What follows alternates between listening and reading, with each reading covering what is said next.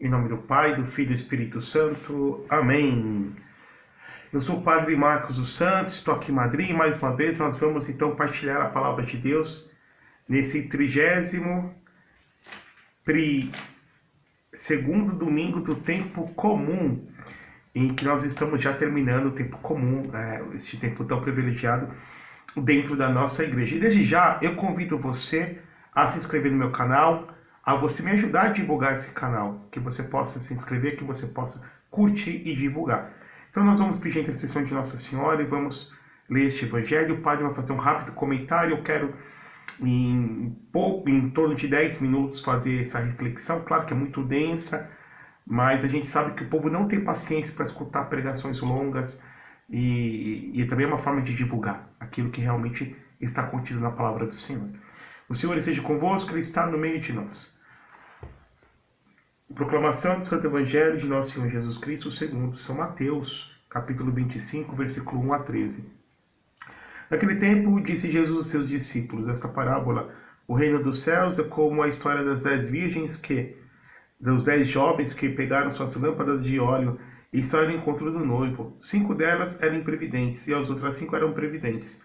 As imprevidentes pegaram suas lâmpadas, mas não levaram óleo consigo. As previdentes, porém, levaram vasilhas com óleo junto com as lâmpadas. O noivo estava demorando e todas elas acabaram cochilando e dormindo. No meio da noite, ouviu-se um grito: o noivo está chegando, ide a seu encontro. Então as 10 virgens se levantaram e prepararam as lâmpadas. As imprevidentes disseram aos previdentes: dá-lhes um pouco de óleo, porque nossas lâmpadas estão se apagando. As previdentes responderam: de modo nenhum, porque o óleo pode ser insuficiente para nós e para vós. É melhor ides comprar dos vendedores.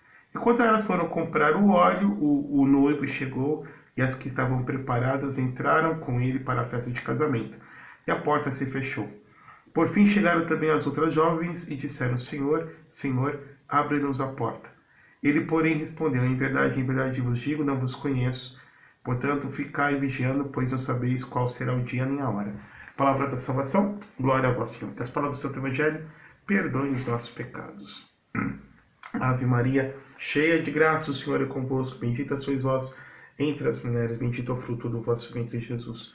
Santa Maria, Mãe de Deus, rogai por nós, pecadores, agora e na hora de nossa morte. Amém. Queridos irmãos e irmãs, agora há pouco nós escutamos este evangelho, deste tempo litúrgico que já vai estar acabando, a chamada parábola das 10 virgens, 5 previdentes, 5 imprevidentes. Essa tradução que eu peguei aqui está como jovens, e a tradução da CNBB que muitas vezes eu uso está como moças.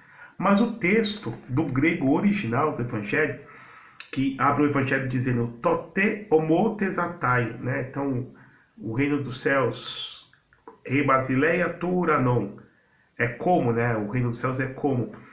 Deca partenóis aitines.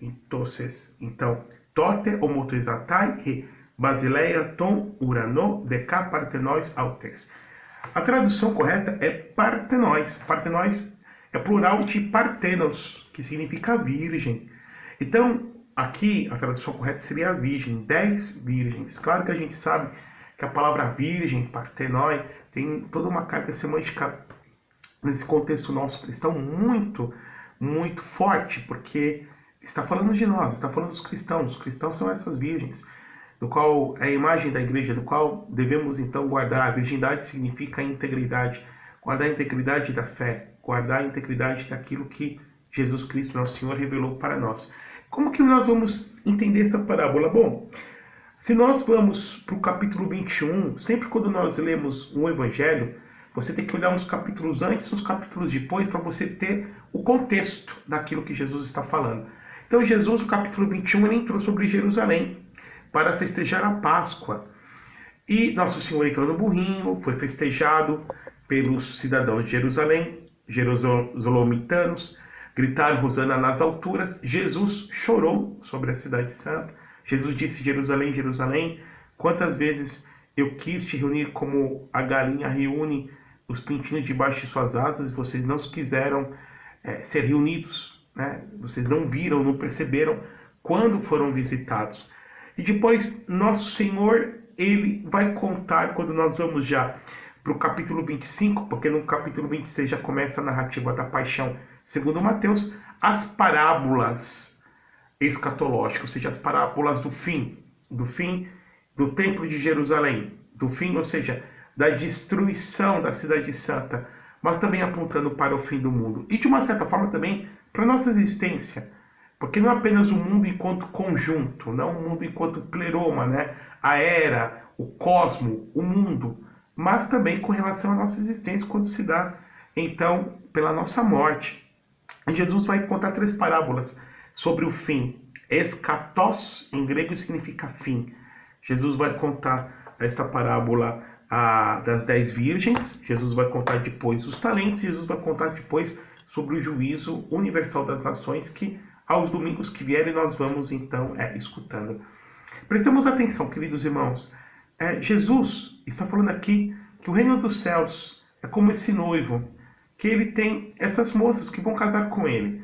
Esse noivo que é símbolo do próprio Jesus. Essas virgens, que é o símbolo nosso, que é o símbolo de todas as pessoas, de todos os povos, de todos os seres humanos, de uma certa forma mais alargada do sentido da palavra. E ele vem dizer que ele saiu para a viagem e que ele vai voltar. E aí, queridos irmãos, cada qual está com a sua lâmpada de azeite, umas com menos, outras com mais. E nessa, quando elas escutam o noivo está vindo, elas se desesperam. Elas se desesperam porque as imprevidentes, ou seja, aquelas que não tinham azeite a mais, óleo a mais, foram procurar as que tinham. E as que tinham falaram, não podemos emprestar porque temos suficiente para nós. Então, vão comprar com os comerciantes. E ela sai para poder comprar. Só que nesse interim de sair para comprar, o noivo chegou. O noivo abriu as portas da sua hospedagem, de onde estava, e levou-as para dentro. E houve festa, e houve banquete. E as imprevidentes, as atrasadas, chegaram, bateram na porta. E o noivo disse, não vos conheço. É símbolo aqui que Jesus está falando da vigilância. Ou seja, queridos irmãos, o noivo é ele. E Deus deu dons para cada um de nós. Aqui esse azeite simboliza a unção do Espírito Santo. Os dons que o Espírito Santo já comunicou e comunica e continua comunicando para cada um de nós por meio dos sacramentos, o batismo, na confirmação, da Eucaristia, da oração que fazemos. Ou seja, a graça de Deus, a graça atual que Deus derrama para iluminar a nossa inteligência, para mover a nossa vontade para atos bons para Ele. E de repente, queridos irmãos e irmãs, esta graça, nós somos chamados então a correspondê-la, porque o noivo está vindo. E aí, esse noivo que vem simboliza a nossa morte. Simboliza no sentido imediato, podemos assim dizer, quando Jesus está falando para os seus contemporâneos, no primeiro momento, Jesus está falando da destruição do Templo de Jerusalém, que depois, 40 anos depois que Jesus morreu e ressuscitou, quando o imperador Vespasiano enviou o general Tito, seu filho, para destruir a cidade santa de Jerusalém, e não ficou pedra sobre pedra, destruíram o Beit HaMikdash, o templo onde se faziam os sacrifícios, e até hoje a única coisa que resta é o Keter, que é aquele muro onde os judeus até hoje choram a destruição do templo. Então, no momento imediato é isso. Deus deu 40 anos para aquele povo impenitente abrir o coração e reconhecer a Jesus de Nazaré como Machia, como Messias, como ungido, como o prometido, como descendente da tribo de Judá, o filho do rei Davi, o desejado das nações, e infelizmente eles fecharam o coração.